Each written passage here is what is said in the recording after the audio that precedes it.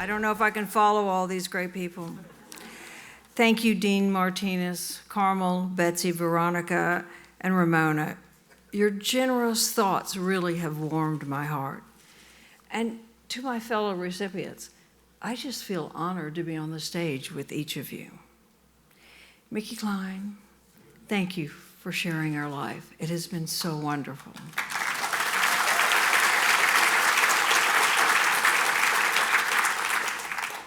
I graduated from UT with a degree in special education.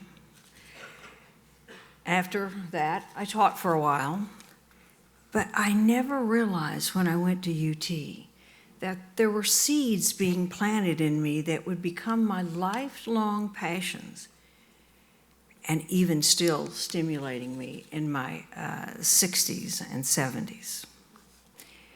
Teaching is the most vital of all professions. It's critical that we honor our teachers.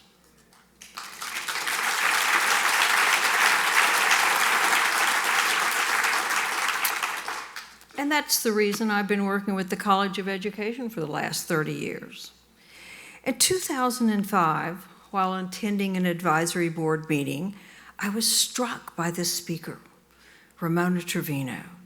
She was the founding principal of UT Elementary, and she was talking about a new philosophy in education called social and emotional learning. I was fascinated by the idea of teaching the whole child. It just made so much sense to me that if you don't have emotional intelligence, your academic intelligence is going to suffer so much. Ramona became my dear friend and really my education mentor. And then Betsy and Carmel and I joined our forces so we could become very big advocates for SEL. And then I just want to tell you a little bit about SEL, but I just have a moment. What you learn in SEL teaches kids that they have emotions, but we teach them how to regulate those emotions. If you can regulate your emotions, then you can have positive feelings with your teachers, with your fellow students. And that's when really education happens. I have another lifelong passion, art. And I took courses at UT in art history, and again, a seed was being planted for the passion for the rest of my life, even in my 60s and 70s. I think the most fun I've ever had with art, and the most important art piece I will ever work with is the Ellsworth Kelly that's now at the Blanton Museum of Art. One of my favorite memories is showing those plans to then President Bill Powers. He didn't know who Ellsworth Kelly was. But he had this amazing curiosity and love of learning, and he let us teach him about Ellsworth Kelly. Then Mickey and I had the great opportunity to go to New York and spend one entire day with Ellsworth at his studio. And we took Bill with us. And you should have seen Bill learning about Ellsworth Kelly. And that night we were having dinner, and Bill said, "This might be the most exciting day of my presidency." I love that man, and I miss him so much.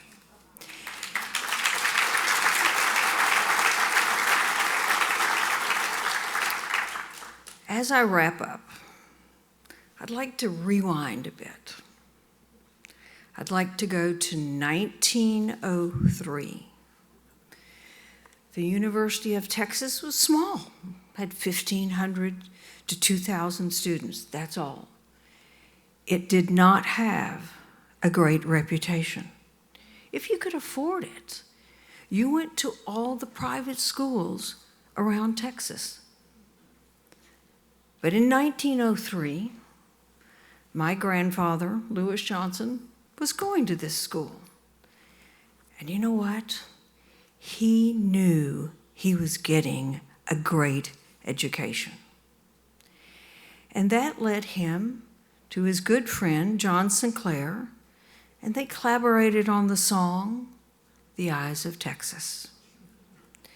The song was built on a statement that then President William Prather stated at the end of every single one of his talks. "The eyes of Texas are upon you." And the reason he said that is because he knew that his students were getting a good education, and he had pride in this school. And he wanted everybody else in Texas to see the same thing. He wanted them to watch those students, to see the education they were getting, and he wanted Texans to have that pride. And that pride was the intent when my grandfather and Mr. Sinclair wrote "The Eyes of Texas."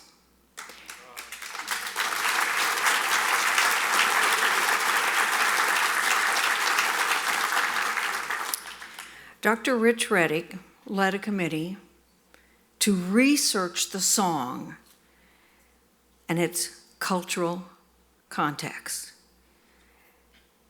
And the report determined, and I want to read this. I want to quote, "The Eyes of Texas is a song that reminds the singer that the best is expected at all times, from this moment to eternity."